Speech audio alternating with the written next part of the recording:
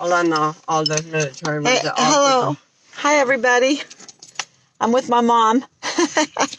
We just went shopping, and yeah, sorry I was interrupted earlier today.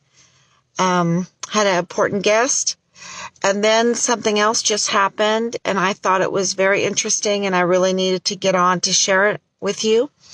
But I just had a phone call that there's going to be a big event tomorrow on Fort Bliss.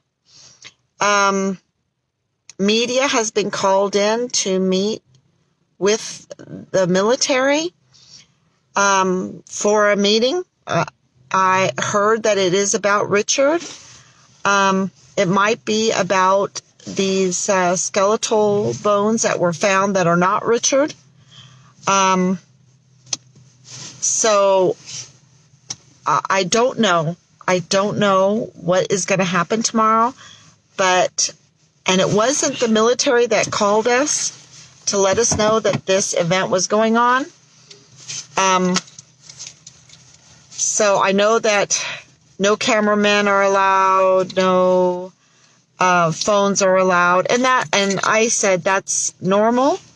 That's normal procedure. They are the United States Army. They do have to protect, themselves. So I just wish, they don't understand the cruelty that they put us through when they don't contact us to tell us what is happening first. Especially, about Richard. If they're going to go look in the desert, and they did tell us the second time that they are going to do that, but that needs to be a normal, everyday procedure to let us know what they're doing. If they're holding an event and tomorrow about Richard, that's secretive, that I think they should, before they contact anyone else, they should contact us and say, Mr. and Mrs. Halliday, we're having a press event tomorrow that is a little bit secretive. We do not want you to be alarmed. And, we don't even need to know exactly what it's about, even though that would be nice. And we know that we are needed back in El Paso to be able to meet with these people, because nothing can be trusted today. Do you understand? That's what I was trying to get to this morning, with always being in lockstep. Today, the President of the United States was giving a speech, and nobody covered it. Nobody covered it except for some outlining media that is not part of the mainstream media. That's outrageous. Outrageous. And I don't care if he's liked or not liked. It's so dangerous. It's so dangerous.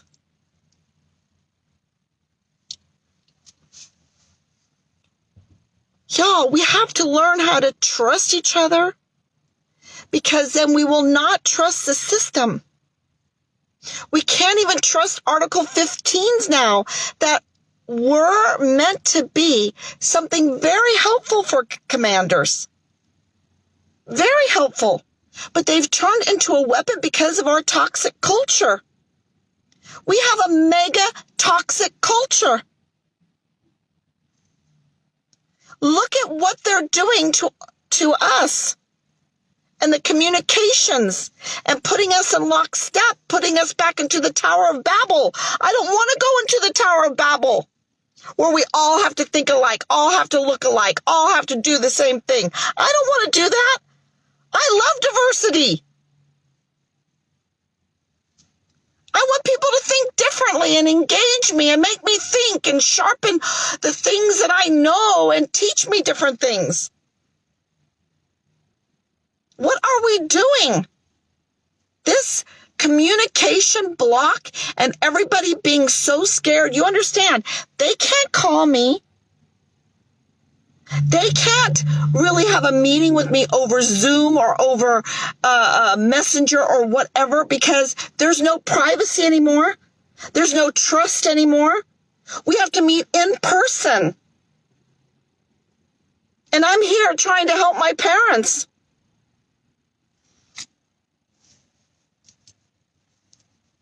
This high technology is enslaving us. And I love technology. That's my mom. I was one of the very first, the first in the family to learn MS-DOS. I love technology. I had those floppy disks. Right? Yep.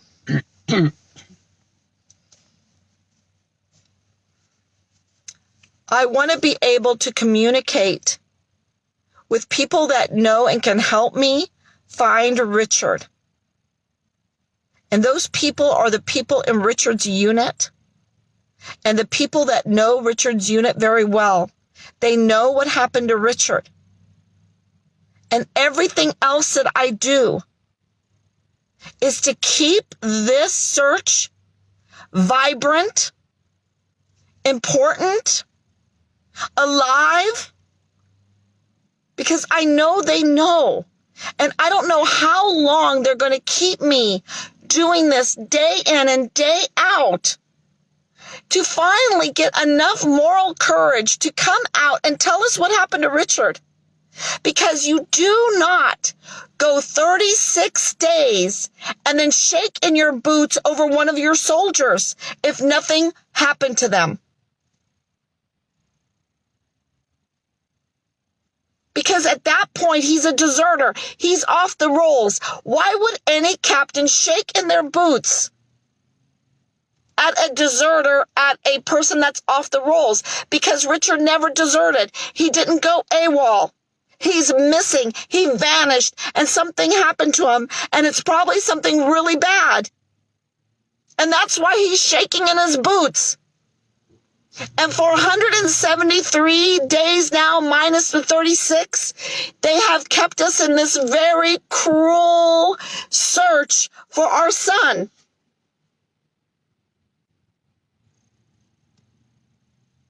For the first 36 days, we were oblivious. Why couldn't he call us? Doesn't he have a son? Doesn't he care? That's his duty. That's his duty. But they want to keep us in lockstep. And let me tell you, my Oma knows the big problems when powers that be puts you in lockstep. You don't want to go there. You lose your loved ones. Remember, 7 of the 9 brothers, my grandfather being one of them, fell in the war. They wanted, my Oma said, the good men died. And a lot of them died, a lot of them, for their bank accounts and for their inheritance. For their inheritance. They were robbed through death. And those things go through my mind because Richard was invested in Bitcoin. Who knew what Richard had? Did someone kill him for his Bitcoin? Because this is not something new in history. This is not something new.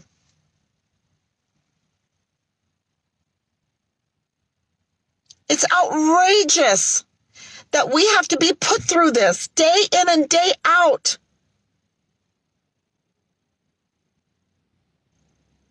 Because of lack of trust.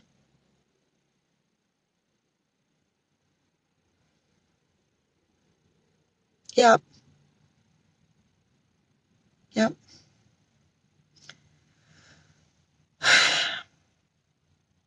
I cannot believe that we can just be shut off. Turn on, turn off. Turn on, turnoff. How can people have that much power over us? It's outrageous. I can't even imagine. I don't live close to my parents. For them to just, because I don't agree with someone, to turn off my ability to communicate. And then I can't talk to my mom and dad. I can't talk to anybody. Is that the kind of world we want to live in?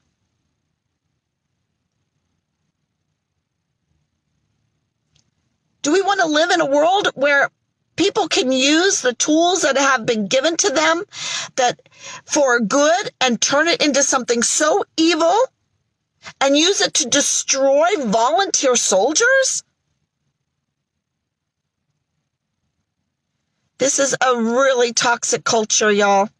And if you don't think that the politics and that what's happening in our everyday lives has nothing to do with what happened to Richard, then you haven't been reading everything about Richard and listening to me enough. Because it has everything to do with it. Everything to do with it.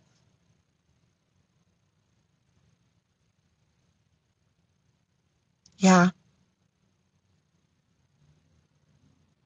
And I'm not the only one. And Richard is not the only one.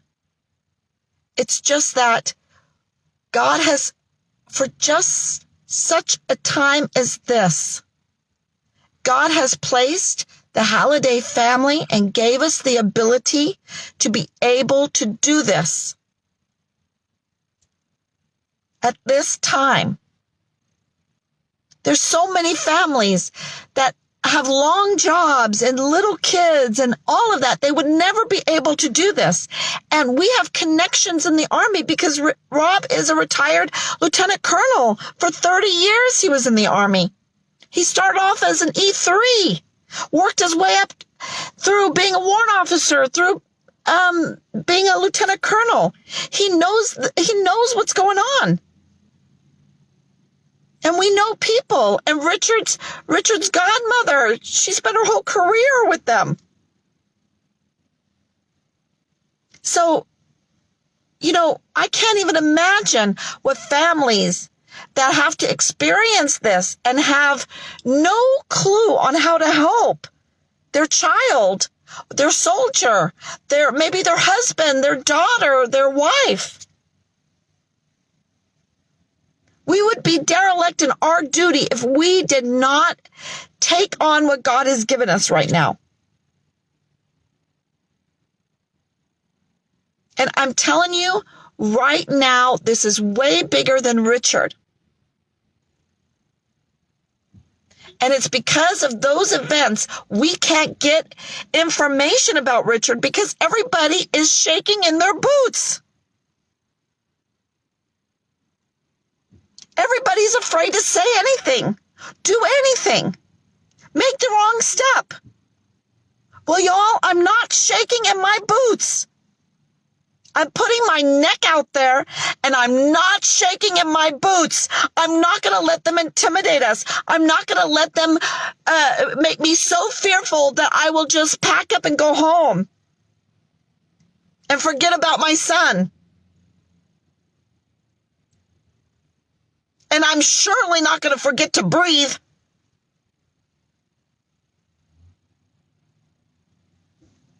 And I'm going to show everyone my face.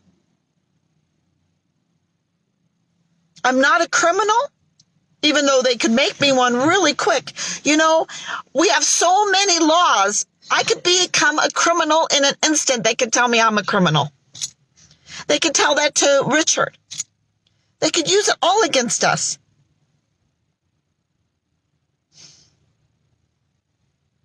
Yeah. But I want to tell you right now, I've tried to be, from my knowledge, I try to be as law-abiding as I can, except for I'm not covering my mouth. I'm not covering my mouth. I'm not doing it, y'all.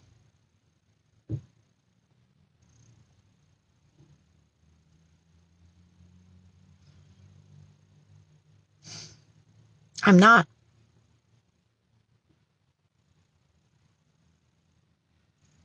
I've prayed a lot about it. I've prayed a lot about it. And I've thought about what my Oma taught me, about what my parents taught me. I've thought a lot about those gold stars that were once upon marked on a person. Well, yep. I'm not doing it, y'all.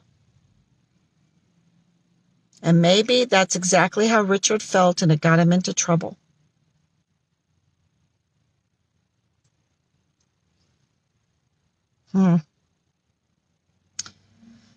Could be the Bitcoin. Could be the Bitcoin. So, thank you for keeping me sane. That some event's going to go on tomorrow to talk about Richard. Fine. I think it's about the bones, the skeletal. But it would sure be nice if we would have communication. And right now, communication is under assault. Under assault. Please don't be afraid. Because if you're afraid, we're going to be cast into the darkest night. Darkest night where there's weeping and gnashing of teeth. God bless you. I'll talk to you later. Oh, one other thing. I did put up a petition to please sign it. It's to rescind Richard's unjust field grade Article 15, and also to ask that all Article 15s, I wouldn't feel right if I didn't do this, that all Article 15s right now at Fort Bliss be deferred until they are investigated. Because we cannot let people be destroyed by something that's supposed to be used for restoration and rehabilitation. Or rehabilitation, restitution, rehabilitation, restoration for soldiers to get back to their duty. That's what it's meant for. So please sign that petition. It's on Find Richard Halliday Facebook. Please share it. Share it everywhere. Share it everywhere and comment. Comment even if you just pray. Pray for us. God bless you. Bye-bye.